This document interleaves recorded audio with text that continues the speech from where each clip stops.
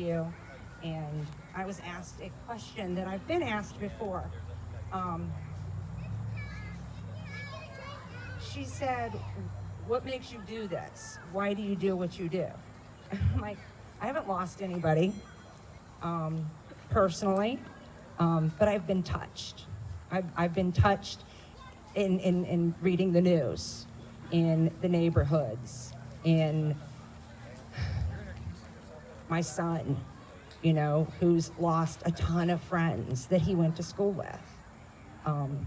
And it's the love of Christ that compels me to touch people, to make a difference in the community. I really wanted the Narcan, I think that people should get that. It should be available, it should be readily available. So if you didn't get any, please go over here and get some. But yeah, I want to see change. I want to make change. I want to be the change. So that's what I do, what I do.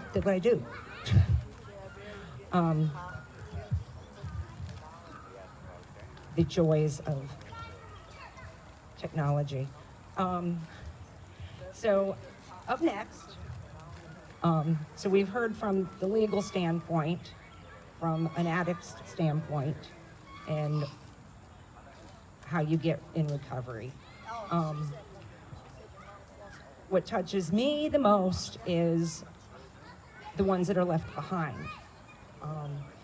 So next up, a mom who just 2 years ago, see now I want to start crying, 2 years ago lost her son Samuel to a fentanyl-laced heroin overdose at the tender age of 24.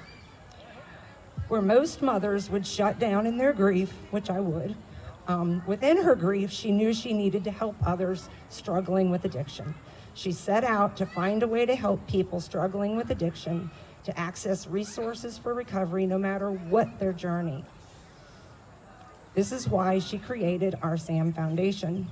This year alone, our SAM Foundation has given almost $18,000 in recovery assistance and served 117 people.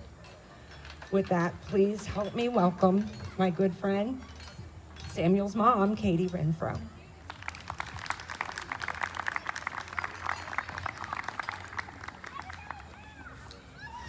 Nobody's using the podium tonight, so you just stand out here like everybody else.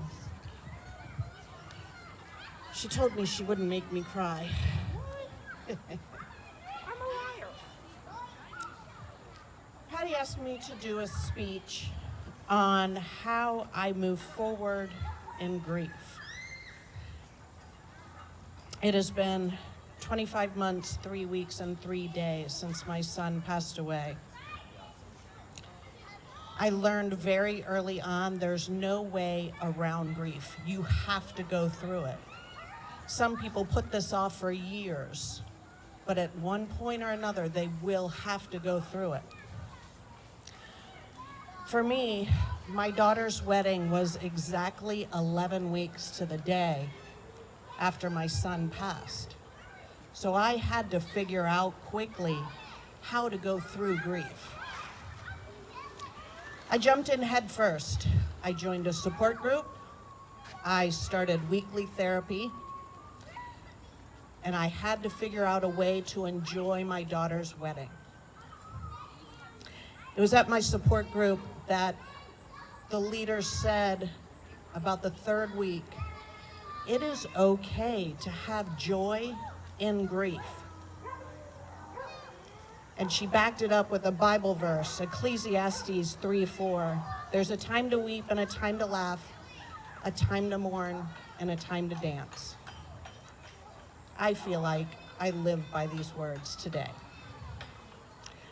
One of the most interesting things I've learned about grief are the similarities there is between grief and recovery.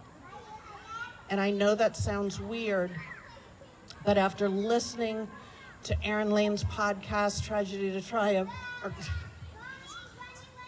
I listened to the stories over and over again, and I'm like, oh, yeah, I'm going through that right now. Or, yes, that makes total sense. I do that. So I'm going to start off with the first. In early grief, I remember my son telling me that he felt broken. or in early recovery, he felt broken. In early grief, there's no other way to explain it. You are broken. And when I say early, I don't mean the first couple weeks. I mean the first year. You're broken. The only way through this, I believe, is to accept your brokenness and keep going. It takes time, but you can build on this. Number 2 is your memory. I remember Samuel telling me that he always felt like his memory was, off in his first few months of recovery. I know grief fog is very real, but I also don't think that my memory has ever come back since Samuel passed away completely. And I think that I will probably always battle that, and I have talked to other moms that have said the same thing. Number 3 is triggers. We hear this term as a recovery term. For me, it's a grief term. Whether it's a song that I hear that reminds me of my son, that makes me burst out into tears, a smell, walking through Kroger and seeing his favorite food.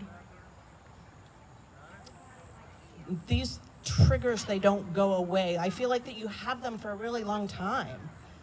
Just yesterday, I got my granddaughter, who is Samuel's daughter, school picture.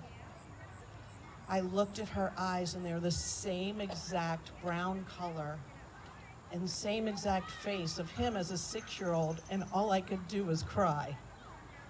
Because it just reminded me of that he's not here to see her. But allowing these grief triggers or grief waves wash over us and let them heal us. It takes practice and it takes time, but it does help. So keep working on that. And then there's even one step further of compartmentalizing that grief. Just for a moment, we know that when we're at work, we don't want to break down and cry, so we tuck it aside. And then when we get in our car, then you can let it go again and have your tear and keep going. And that takes practice. And even I am still working on that today. But it is possible to help you move forward. Number 4, I surround myself with like-minded people. I heard that term as a recovery term. You move forward and you go in a pack of people that are doing what you're doing. I feel like I do that when I sit with my grief support group ladies and we talk about life. And I know I'm drawn to the people that are moving forward in their grief. They call themselves resilient grievers. The moms that are advocates for whatever is going on in their world. I'm drawn to those moms. And they help me keep moving forward. Number 5 is a little different. I feel like in grief, when you lose a child to addiction, we know that there's stages in grief, but there's also layers. And almost like the steps, we have to forgive ourselves for some things. Like Tom was talking about, of whether we feel like we enabled too much or whether we felt like that we didn't do enough. I feel like I had to forgive myself for not talking to my son for a couple of weeks before he passed because we had gone on a family vacation. I thought he was great. But it takes time to work through those layers, to forgive yourself. And I encourage you to do so if you haven't done so yet. Number 6, I call it faith. Recovery calls it your higher power. But my faith has gotten me through this 110%. I know for a fact that when I get to heaven, I will see my son again. And that keeps me going. Number 7, I feel like is a very important one. Helping others helps you heal. I see this from all of my friends that are in long-term recovery, that's how they get through. And I know for a fact that it helps me. On January 22nd, 2018, it was the 6-month anniversary of my son's death. It was a cold January Monday, and I was miserable. And that was the day that I sent an email to the Heroin Coalition about holding our first annual Overdose Awareness Day rally. That was my first day of reaching out to help others to help me.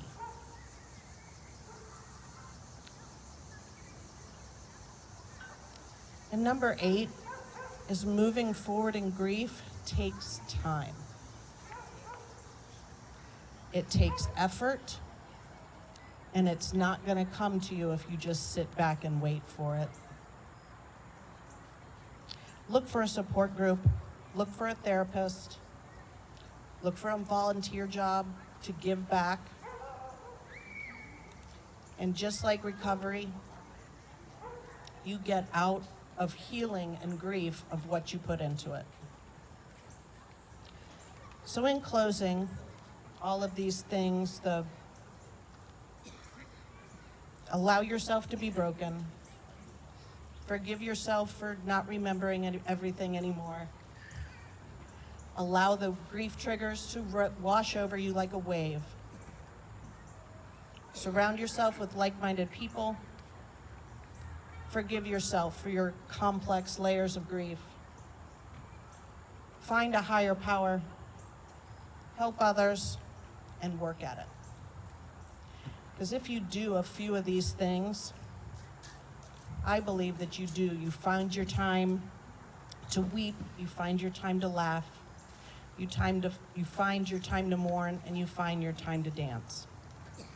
And that will help you move forward. Thank you.